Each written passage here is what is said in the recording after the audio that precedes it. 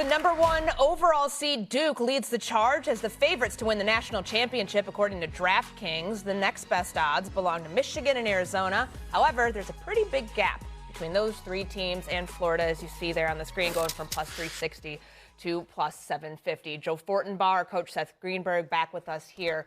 All right, Coach, I want you to take a look at this bracket, which I know you've memorized from top to bottom here. As we look at the 1 seeds, I see a lot of 30-win teams, a lot of very good basketball teams. Who is going to be the first 1 seed that falls in this tournament? The #1 seed that has the greatest chance. Let me ask you, because you guys are all experts at the game of sport. Yes. Stephen A., yourself, Courtney. How many #1 seeds lose 2 starters and make it to the Final Four? I can't imagine it's many, if any. All right, so if it's not many, if any, and how many of those #1 seeds, like a Duke, is in a bracket that's filled with tradition-rich programs and Hall of Fame coaches and national championship coaches? So as much as I like the job John Shire's doing, and as much as I like Caden Boozer, who stepped in and has done a terrific job, and how I think that Cam Boozer is the most underappreciated player in college basketball, their bracket says with 2 starters out and Cam Boozer being basically playing Scottie Pippen as their backup point guard, that is the toughest bracket in all of college basketball. I'm not sure that Duke gets past either St. John's or Kansas. So because of the bracket, because of being down 2 starters, because they don't have a backup point guard, because they're kind of reinventing themselves on the run, I think it's Duke. You thinking Duke early, too? Yeah. Okay. Joe, how do you see it? So, Coach makes a lot of good points, and I can see something like that happening. Most times. I'm done for the day. That's it. We've reached our quota. I do think that surviving the opening weekend, which is highly likely, buys them time to figure out some of their issues heading into the Sweet 16. That said, Florida would be my pick. I know the odds agree with it, but that's not why I want to focus on it. 2 things stand out to me that are problematic with the Gators. As hot as they were down the stretch, they are a terrible free throw shooting team. Absolutely terrible. On top of that, they really don't knock down a lot of three-pointers either. Now, that's okay, because they live in the paint, they live down low, and that's where they dominate, that's where they eat, and they get a lot of high-percentage looks. But if you're not knocking down any threes, which is fine, and you're not making free throws, you get jammed up in one of these games where you've got a small lead late, and the opponent starts hack-a-shacking you, you're going to find yourself in a situation where if you don't make those shots, it's going to be a quick exit. On top of that, Sweet 16, they could be projected for that matchup with Vanderbilt, who just took them out. That's a revenge game. Are you kidding me? That's a revenge game. That's what every player wants. They want a piece of Vanderbilt right now. By the way, their best offense is a missed shot. Yeah. Florida, they rebound. They're like gobble up rebounds like Pac-Man. They're fantastic. Look up what Pac-Man is, kids.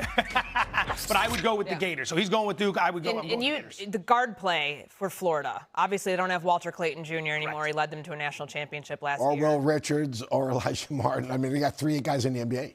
So is that a big part of it? Because we've been talking all week about how guard play dominates the NCAA tournament. That's a team that has a long run. Is that why you see it? It's one of the reasons I very much like seeing Vanderbilt come out of that region at a price of 11-1. Vanderbilt has excellent guard play. They hit their free throws. They hit their threes. They're 31st in defensive efficiency, and they've got a resume of teams they've taken out. They beat Tennessee twice. They beat Florida. They beat Alabama. They beat Kentucky. They beat VCU. They beat St. Mary's. They've beaten a lot of good teams. I think that's a big problem because when your guard play is lacking and you're going to take on a team that's got excellent guard play, that's problematic. Very cerebral. I'm a very, very busy man. I got a lot of things to do. I'm not nearly as astute as these 2 fine gentlemen are when it comes to these NCAA teams. I've only seen a lot of these teams on 1 or 2 occasions. Unfortunately for Michigan, I saw both of their losses to Wisconsin and Duke, albeit on neutral courts. I'm not enamored with this team. I'm not enamored with this team as a #1 seed. I'm just not. That's how I feel about Michigan. I'm not saying, Coach, that you're wrong about Duke. You make very salient points. Obviously, Joe, you're on point. You know what the hell you're talking about. And Florida is a legitimate point of contention that you brought out there. And we saw them in the SEC tournament. We saw how they lost to Vandy. I get it. I'm just not excited about Michigan.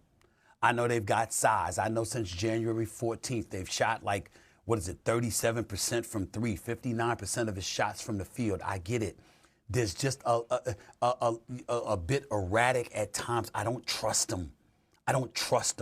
And I know that Dusty May can coach, but I just don't trust them right now. And again, I'm looking at their bracket. One could argue it's the weakest bracket. Some would say it's Arizona. Some would say it's Michigan's bracket or whatever, who they really have to go through before they run into Iowa State. I'm of the mindset, okay, you know what? Who knows what could happen against Texas Tech, against an Alabama, if you run into them, against Kentucky, if you run into them. I guess I'm looking at Michigan right now, and I'm thinking about what it takes to win a championship. You know, and I'm thinking about guard play and reliable guard play. And I know this cat Kaysen had gone down, so that compromised their depth at the point guard spot. But I'm just of the mindset when I watch them, they just appeared a bit too erratic that they could get rattled. Their top 5 defensive, offensive efficiency, both, they're going to be there. They're going to be relevant.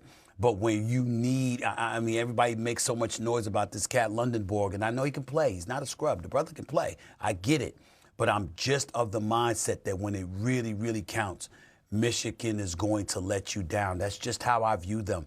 I don't view them as having that dude on their squad that I believe can elevate and help them ascend to the promised land. I just don't.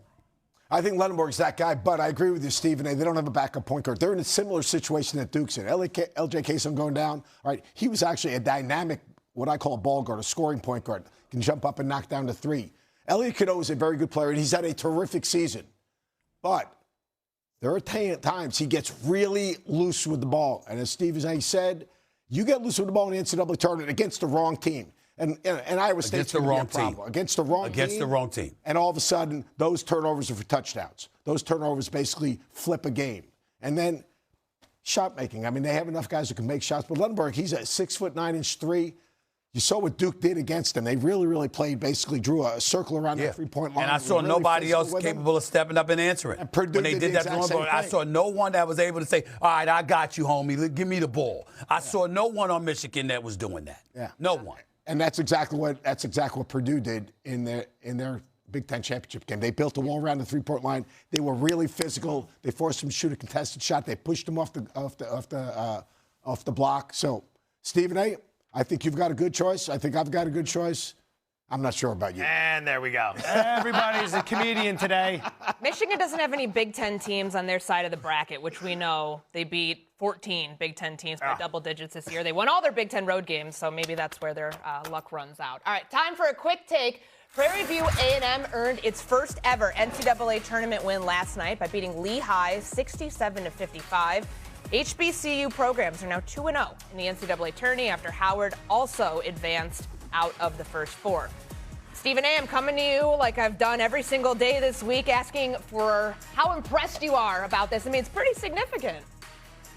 It's very significant, and I'm very, very happy because it means everything to HBCUs. First of all, there's additional funds that comes into your conference. That's number one. Number two, it's a level of notoriety that you otherwise wouldn't get. So being on this national stage, having this kind of exposure is a huge, huge deal for HBCUs, particularly in the age of NIL, transfer portals, and beyond, and the kind of opportunities that could present itself out there, particularly if you have the funding to get it done. It could be of tremendous assistance to HBCUs. So these kind of victories just showing people, guess what? You can go to HBCU and still get a profile. You can go to an HBCU and still be seen. You can go to an HBCU and still be recognized for being a tremendous athlete with tremendous accomplishments. I think that's an important thing. It's something I certainly push as a graduate of an HBCU out of Winston-Salem State University. It's near and dear to my heart. Everybody knows, that I'm an ambassador for HBCU Week and all of that stuff. It means the world to me. So it's a great, great thing. Props to Howard, props to Prairie View A&M. Really, really appreciate what they've done for HBCUs, and I just can't say enough about it. Very happy for them. Prairie View goes on to play Florida tomorrow. Definitely a tough draw getting the 1 seed. All right, straight ahead. Which legendary head coach in the East region would we want leading our squad in March Madness? Someone here has an answer that will shock you.